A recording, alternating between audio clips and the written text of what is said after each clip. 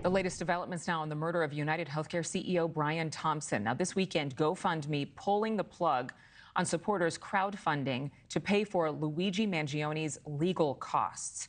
It was approaching six figures, but there's a second website that popped up, Give, Send, Go. Donations there surpassing $100,000.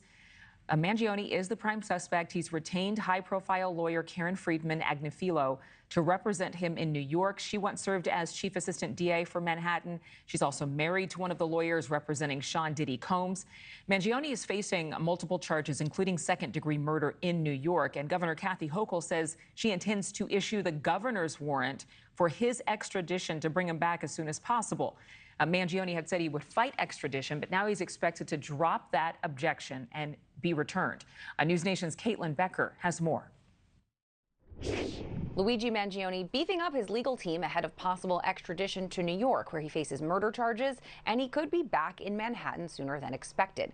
DA Alvin Bragg hinting Mangione may waive extradition at a Pennsylvania hearing that could take place as soon as Tuesday. In preparation for that, Mangione has retained high-powered attorney Karen Friedman Agnifilo, who previously served as chief assistant district attorney in the Manhattan DA's office. And here's an interesting fact. She is one half of a legal power couple. Her husband, Mark, is leading Sean Diddy Combs' defense. Now, prosecutors in Manhattan have reportedly convened a grand jury and are presenting evidence in order to secure an indictment against Mangione.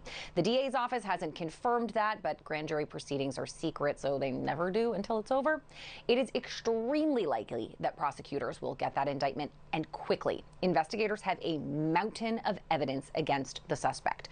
According to law enforcement, those shell casings from the crime scene, the ones with the words deny, delay, and depose written on them, well, they were positively matched to the ghost gun found in Mangione's possession at the time of his arrest. The fake New Jersey ID the suspect used to check into an Upper West Side hostel the week of the murder was also found on Mangione when he was taken into custody, along with a handwritten manifesto expressing grievances with the insurance industry. Mangione's fingerprints were allegedly found on a water bottle and a Kind Bar wrapper found near the crime scene. Those items were purchased right before the murder at a nearby Starbucks. Now, those are just the big ticket items. Investigators say they have even more. Mangione is facing initial charges of murder in the second degree, among others. But in order for the case to be prosecuted, the DA needs that indictment, and we may see that come down this week. Back to you. NewsNation's Caitlin Becker, thank you so much. Joining me right now to discuss this case further, attorney Mark Reichel. Thank you so much, Mark, for being here. I'm not sure, when I think about the segment of the population justifying this assassination of the UnitedHealthcare CEO, I don't know if we compare it to the Hunger Games or video games. Have you ever seen anything like this? Oh, yeah, well, I think we've all seen it. Doesn't mean it's appropriate. Let's be really clear. It's highly inappropriate.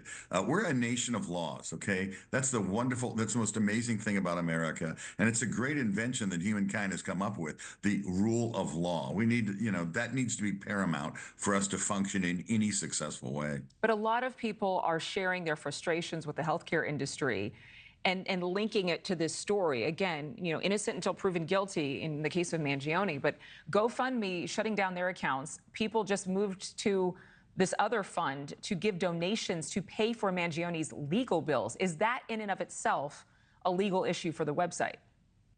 Actually, they're allowed to do that, and they've done that for other things that they find appropriate. I'll tell you, there's still going to be ways to get money to the defense if they want. But it may be the case that this individual, this defendant, Mr. Mangione, if he's, the one who did this, when he's charged, he may just use it like Ted Kaczynski did to, get notoriety for his cause. I mean, Mangione may say, look, I'm fine with going down on this. I'm going to go to trial, get a lot of publicity for my cause, and then get sentenced to, 25 years to life. But he may be willing to just use this and say, I'm going to go with it, that, I did it and it was justified when I did it. That's what I'm starting to think may happen. Wow. Wow. But that's going to be interesting. First of all, how do you get a fair jury, an impartial jury on a case like this?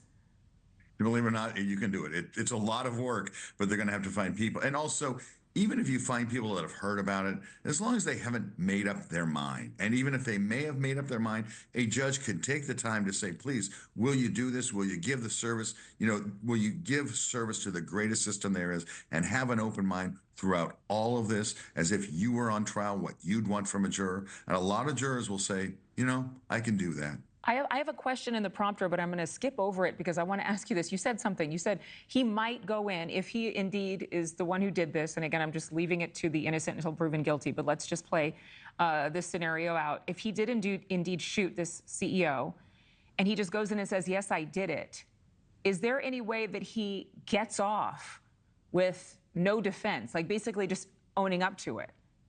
No, he's not going to get jury nullification on this under any circumstance, I don't think.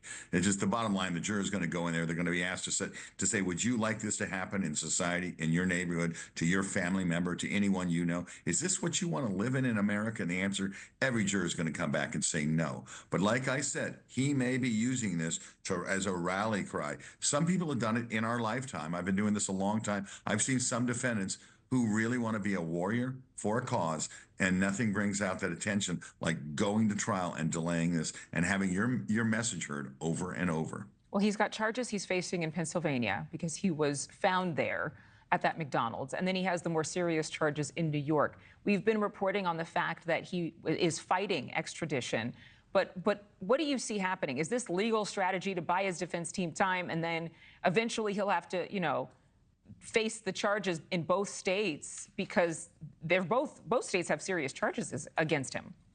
Yeah, it feels good sometimes to fight extradition because they have to give a little evidence of the crime in the other state. So you get a peek at what they have now, but it takes so little of a standard to find extradition against you and have you sent to the receiving state. It's just not worth fighting at some point. You just waste a lot of time. This case is something else. Mark Reichel, thank you very much for being here with us on NewsNation Now. Thank you very much for having me. Yeah, have a great Sunday.